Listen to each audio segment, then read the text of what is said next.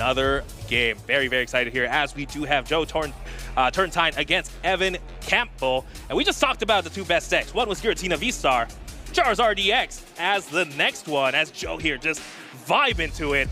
But he's up against Roaring Moon EX. Very powerful card. If anyone can take down a 330 HP Charizard EX, it's gonna be Roaring Moon. Yeah, but we're gonna have to see. This is an awkward matchup on paper for Roaring Moon. Often struggles against Charizard EX as a deck, but does have that potential one-hit knockouts. Now, looking through the list, Evan does play a copy of Emergency Jelly, which could be pretty good at stopping something like a Charmander from taking a knockout on your Roaring Moon after a Frenzied Gouging, and that's really what we're going to be looking for here. And oh, look at that, 3 Pokemon catcher. We could see we could see some head splits.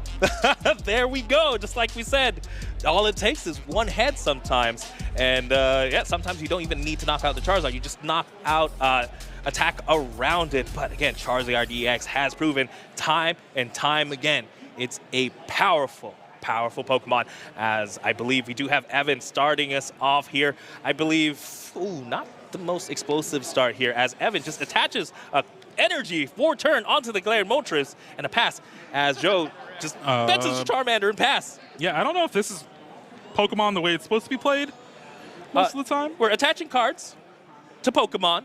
That's one card. Yeah, it's just we're finding some bench. Oh, okay, here we go. Oh, wow. Oh, wow. Professor Research discarding 3 Dark Patch, a Pokemon catcher, and that Ancient Booster Energy Capsule. Sometimes you got to do what you got to do. Yeah. Dark Patches are tough, but again, we do have the Galarian Moltres with the Dire Flame Wings ability. That's a Dark Patch on a Pokemon, and then you just have to depend on those energy switches. And of course, we do play a lot of ways to attach energy, like the Professor Sada's Vitality. But in Evan Campbell's build, which is similar to something like Ross Coughlin played in Charlotte, they're only playing 2. As let's see if they have an attack here. They do have the Earthen Vessel discarding the energy. That means we can Dire Flame Wings onto that Moltres potentially and just attach. And that's a very clean attack into a Pidgey. The lone Pidgey, mind you. Yeah, getting rid of the ability for Joe to get a Pidgeot EX in play is definitely going to be very important here. And we see that Dire Flame Wings with the energy attachment. Evan having 2 Roaring Moon is also pretty good just because you can Sada's next turn onto them if you have it. But Joe's praying to the Lord and finds the Arven. Arceus prevails here. Arven, very powerful card here, able to find themselves any item card plus a tool. And just like that, it could be just a rare candy, maybe for a Seal Stone. But, you know, it is just one item. What do we have in hand? We have a rare candy, so if does find us something like an Ultra Ball and does get us a Charizard. And sometimes all it takes is one Charizard to really clean up a match, but not against Roaring Moon. We'll have to see here. Again, Ultra Ball is all we can find is a Charizard. If we had the Pidgeot still in play, that probably would be a little bit more ideal, as we are going to play the Ultra Ball. Wouldn't be surprised to maybe see something like the Luminion instead, because after this, our hand isn't the greatest. We make prep a supporter in hand, attach the forward Seal Stone. No, we're going straight into that Charizard EX. Very, very powerful card again, with the Infernal Rain ability, able to attach 3 energy cards from 3 basic fire energy cards from the deck, and Burning Darkness, of course. Right now, doing 210 damage, which is more than enough.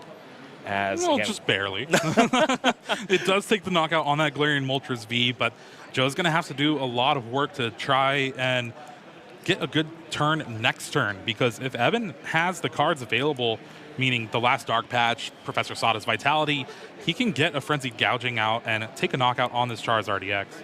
Oh, for sure. I don't think it's the hardest thing to put together, even without 3 Dark Patches. Again, there's still the energy switches. We do see the last Dark Patch in hand, though, but I don't see the Sada, as we're going to go ahead and draw for turn. What's the draw? Radiant Greninja is not too bad.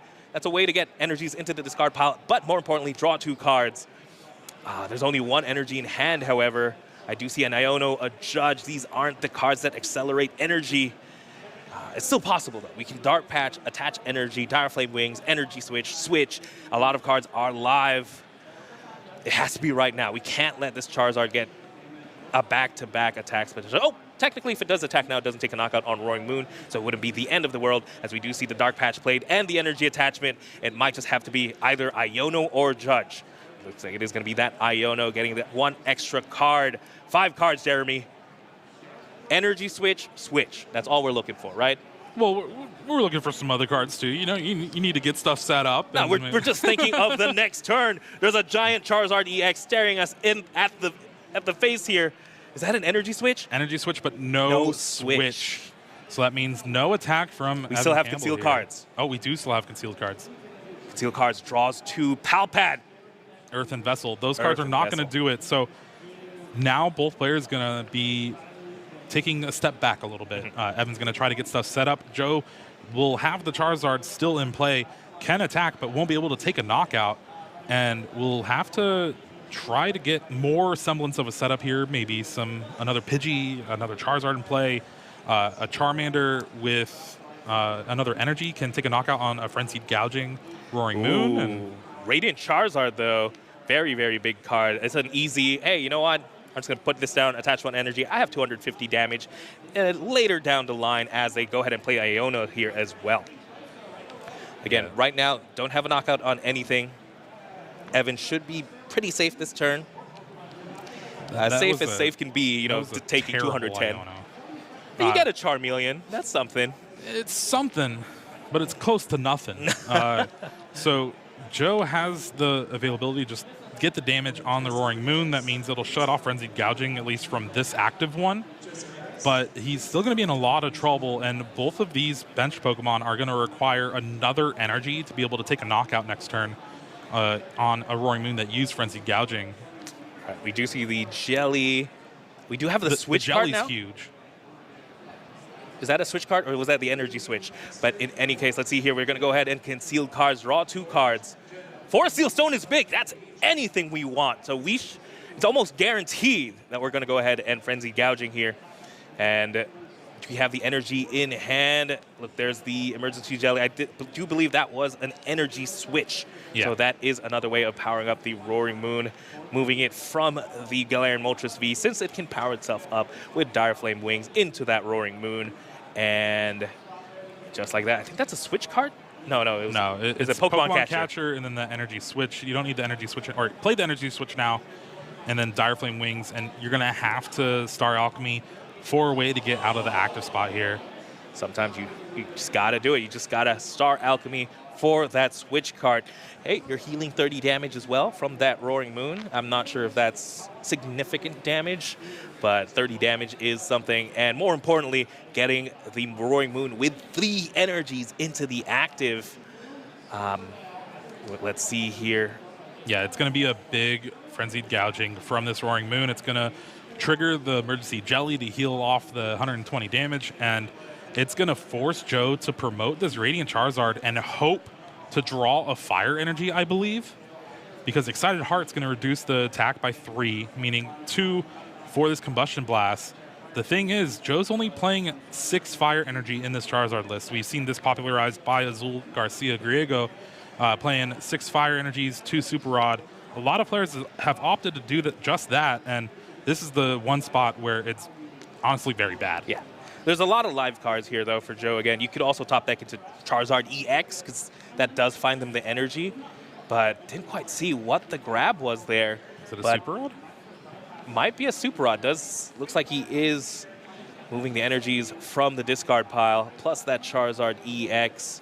It is going to be the Super Rod. Ooh, that's rough. That means there's no attack from Joe this turn. Having just 2 Battle VIP Pass and a Rare Candy in hand, none of those cards can be played. And this is the thing with both of these decks, but more specifically this Charizard deck. If they don't get to use this Battle VIP Pass early, it's a struggle to get set up. Oh, for sure, especially when you don't have the Pidgeot EX in play, as Forest Seal Stone goes onto the Morpeko. Not really going to be able to use reading. That. For sure, as Ultra Ball is going to be played here. Curious what else they can find. Maybe Mew EX, great card. Able to draw a couple more cards there if they go down to less than 3. But right now, I believe Evan has everything they need in hand, because all they need really is that Pokestop. He could go for the Pokemon Catcher here to knock out the Charmeleon before it turns into Charizard, but that does activate Radiant Charizard. So I would love to see just the knockout here on the Radiant Charizard, but we'll have to see. Again, I think Evan, again, hasn't used any of those abilities till now. Well, so it really comes down to what you're afraid of, right? If a Charizard EX comes down, that's probably going to be the scariest thing, just because you're going to need to set up another Roaring Moon to Frenzied Gouging and take the knockout. And if that happens, the only one in play is 180 damage. So it's going to be a double knockout, and then we just go on to the next game. It's essentially a tie. Actually, you know what? You're right. I think I would have preferred to see the catcher then in this position, because you do knock out the Charmeleon, and the only response is Radiant Charizard, which you do have the Moltres V potentially to respond to. But again, I do believe we did see the Ultra Ball discarding the Pokemon catcher there.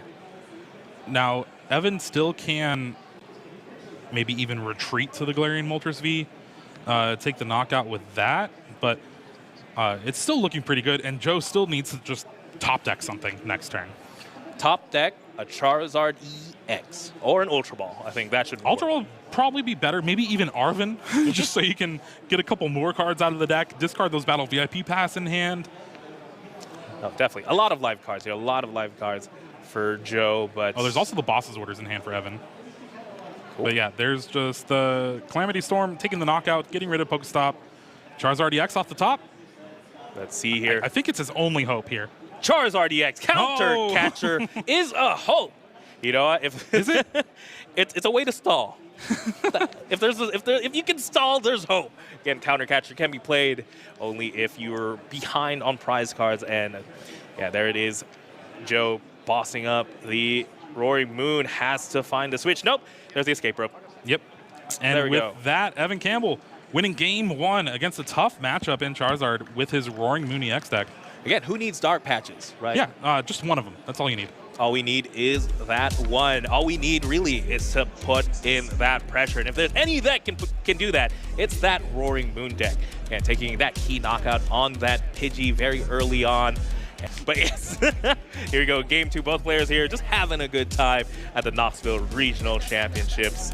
And again, you mentioned it earlier, Charizard EX should be favored in this matchup. I can definitely see that. You know, the way the board is looking out, if Charizard gets the optimal Charizard turns, it seems tough, you know.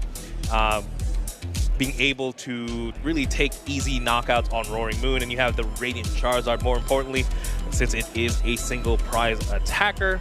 But again, Roaring Moon just showing its stuff here, where it's just a very powerful deck and a very fast deck, despite having one of the more awkward starts, as we do see the prizes here.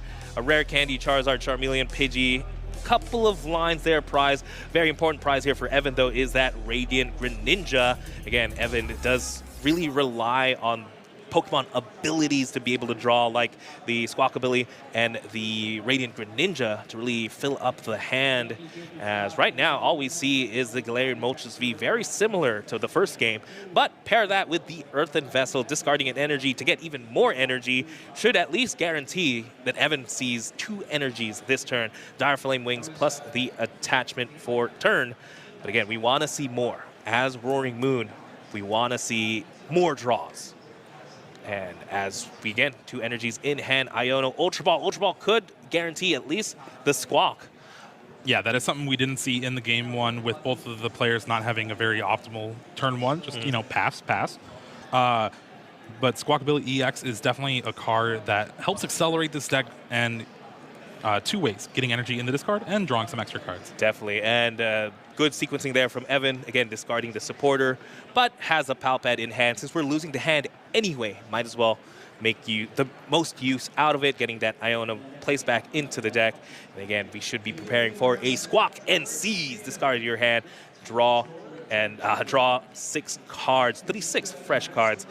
Does have the escape rope as well, could opt to use that. Squawk does have 1 retreat, but Galarian Moltres does have the ability to reattach energy, so probably it's safer to keep that Galarian Moltres in the active. Evan draws here, Battle VIP, great card. That's where you want it to be in this turn 1 of game 2, especially up game 1.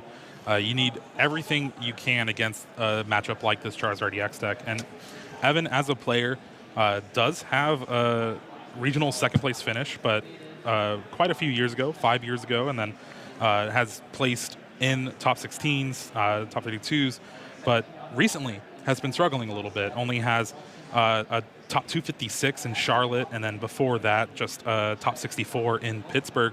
Meanwhile, Joe has been on kind of a heater a little bit.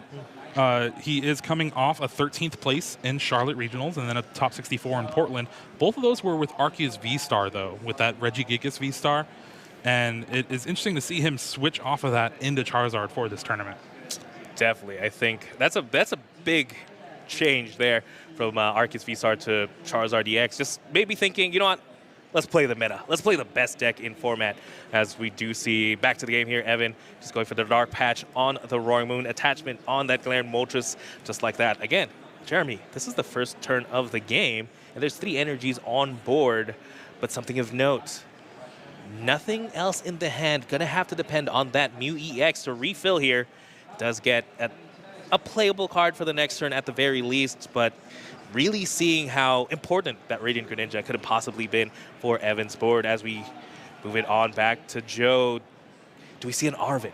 That's always what you want to see. That's step 1 for this Charizard deck, and we do see a Charmander and a Rotom V hit the bench, but I don't see an Arven. Maybe this is a boss's orders to try to bring up a Roaring Moon and stall for a little bit here.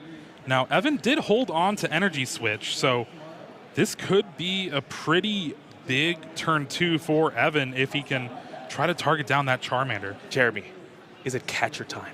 It might be.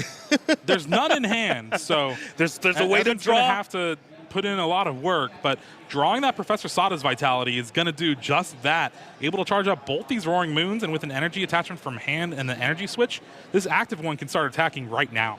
Yeah, more importantly, you're going to thin out the hand as well. You're going to use the Earthen Vessel, get 1 energy card, attach that, use the Energy Switch, use the Mew to refill the hand to 3, then use the Seda. That's a lot of cards you're seeing.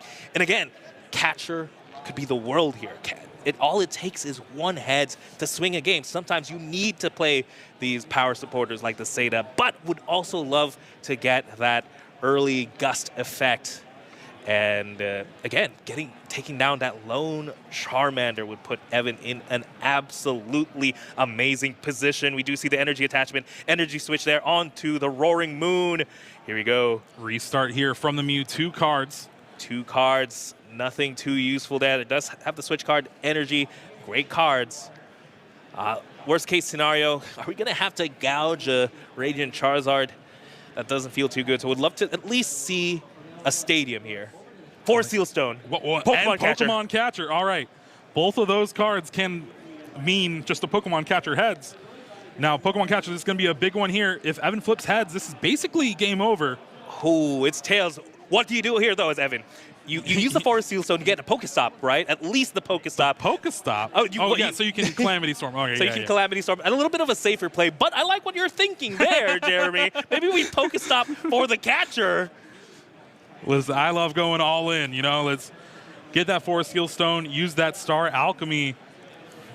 Jeremy, it's more exciting to get the Pokestop. Look, the Pokemon Catcher's on the bottom of the deck. It's just saying, take me. He's going to take it. I respect Evan.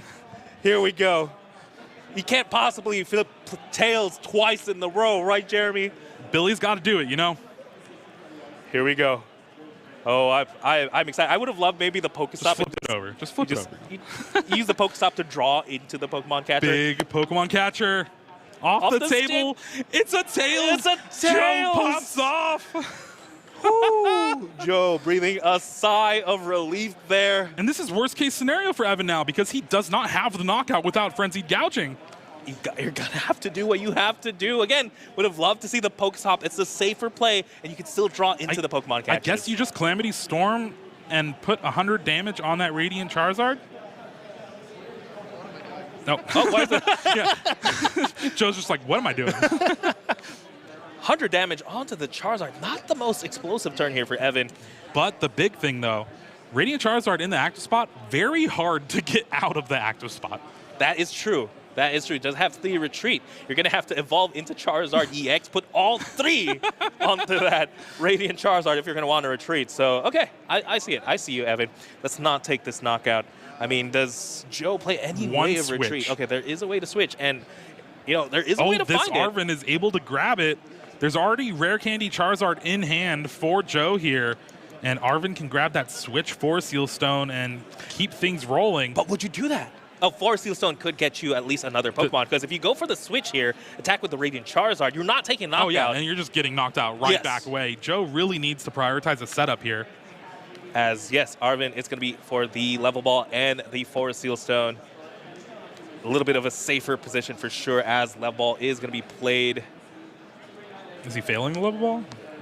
What's going on here? Did he fail the Level Ball? He played it, but then played the 4 Seal Stone. Oh, there it is. There's the Level Ball. Right. There we go. And is going to find themselves a Pokemon with 90 HP or less. If I had to guess, maybe a certain favorite starter. Pidgey? No. Oh. Charmander. Oh, Pidgey would Charmander. Oh, it is going to be the Charmander. The Pidgey's on there, though. Yeah. On the card, yeah. So we're both right. Yeah. As we do see the Charmander in play, 2 Charmanders means Pokemon Catcher isn't the most explosive card right now, but my heart was racing, Jeremy. When I saw those 2 catchers, 4 Steel Stone for Pokemon Catcher. You were about to be like, all right, I'm done. I did my prediction. We're good. I knew it, but no, sometimes, again, Tails, we'll talk about it again later, as we do see the Charmander evolve into the Charizard using that Rare Candy and accelerating 3 energy cards, Infernal Rain, just like that. But I think it is very important that Joe grabbed that specific Charmander, because it has an attack 1 fire for 30 damage, which is enough to take a knockout on a Roaring Moon that just used a Frenzied Gouging. So I think with Joe getting the switch here, is going to switch to Rotom, maybe? Like play it a little slow? We'll have to see, as the Lost Vacuum, actually very important card. What do you get rid of? Oh, no, it has to be the jelly, because the Seal Stone has been used for the Pokemon Catcher. But yes, the getting rid of the jelly means that little Charmander is so intimidating. All right, and with this attack now, Joe's going to make it so if Evan does use Frenzied Gouging, it's just going to get knocked right back out. And with the all-in play that Evan did last turn, this hand's a little weak here. They do have the Judge, so there is a way to sort of refill the hand. They have that energy attachment as well, so they're just one means of energy acceleration away from really attacking with the Roaring Moon again. Or, you know what? You can just attack with the Roaring Moon with damage. Worst case scenario, why not? If we're going to get knocked out by a Charmander anyway, why not just attack with the Roaring Moon? Maybe promote, like, more Pekko, for example, is a possibility. But you definitely don't want to give your opponent 2 prizes for free. This Mew EX with its restart ability has been very good for Evan here in this game 2, drawing upwards to 5 cards now. Ooh, there's the energy switch. Is going to be able to move the energy from the damaged Roaring Moon onto the fresh Roaring Moon, or it could be the Galarian Moltres as well. I think, yeah, I prefer the Galarian Moltres. Still threaten attacks with that Roaring Moon there, as we're just going to see the retreat into the Moon. Would love, again, we did lose the emergency jelly, but we do play 1 ancient booster energy capsule. That's something a little bit hard to find. Oh, but we're just going to go ahead and Frenzied Gouging. Yeah, saving the Judge in hand, kind of sensing a little bit of weakness from Joe's hand, even though he did get rid of an Arvin. Ooh, maybe very heads-up play here for Evan, as... Oh, but there is a Luminion. There's a Luminion. There's a way. Luminion, again, able to find any supporter card from the deck there. Luminous Sign is going to just disrupt themselves. Going to go ahead and use this Iono, be able to refresh the hand, draw 6, while Evan only draws 4. But again, with that Mew EX sitting pretty, should be able to draw at least a couple of resources. As, again, here, let's see what else Joe has in store.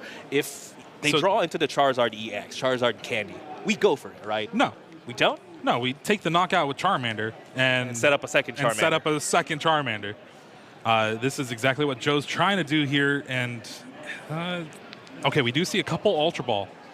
He's going to have to get rid of some resources in the hand to be able to get that basic Pokemon down, but at least you have it, and then already having the knockout with the active.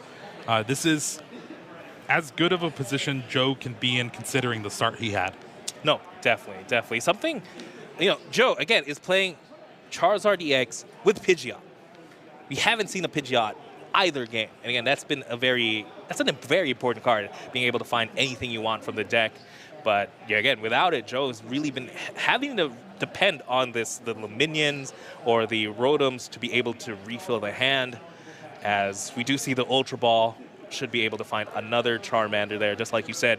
And yeah, how's next turn looking for Joe? I didn't quite get to see the hand. We'll get there when we get there, Wancho. Well, they're taking 2 extra prizes. Yeah. That's 2 extra cards to work with. And plus, there's a judge there's not a judge in Evan's hand anymore. I got Iona to the bottom. So there is that knockout with Charmander. And I believe it's 30 damage and does 20 damage? 10 to itself. 10 to itself. Yeah. And just like that, little Charmander takes out the ancient Salamence, essentially. Good old heat tackle. Oh, another Pokemon catcher. All right, this one could be pretty... It's heads. Here? All right. What do we go for, though? Do we go for a 2-prizer? I think we go for... just trying to finish things off. 2 prizes, it seems like. If we set up 2 Roaring Moon, by taking this knockout here with something like... Galarian Moltres can take a knockout if you have that available. It's going to require maybe a Dark Patch. Or maybe just getting a Stadium in play to be able to use the other attack of the Roaring Moon. Let's see here. Big 7 cards. Professor's Research. There's the Pokestop. I think that's exactly what Evan needed at the very least. Yeah, has the Sadas in hand for next turn. But at least with the Pokestop, you can use it, try to dig for Dark Patch. And then, if anything, you already have the knockout with that Calamity Storm from the Roaring Moon that's heavily damaged. Looks like they had 2 different stadiums there, but opting for the Pokestop. Oh, that is nothing. At least you still have the stadium. That's why we played. As we do get another attachment onto that Roaring Moon and the Dire Flame Wings as well here.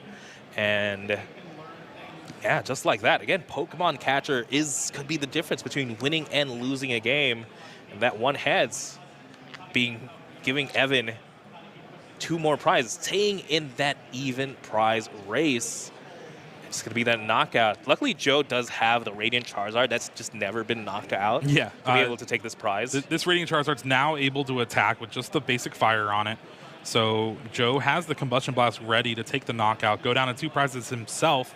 But the thing is, that Lumineon is just sitting on the bench waiting to be boss's orders from Evan, which honestly, just a single Dark Energy boss's orders would be able to clean things up with that Galarian Moltres V. And again, Evan has it in hand. Evan plays 3 Pokemon catchers. All 3 has been used, so it's just that one lone boss's orders right now. And with that Arven played, means no means of disruption now from from Joe's side of the field. They have to find something like a collapsed stadium to try and get the Luminion out of play.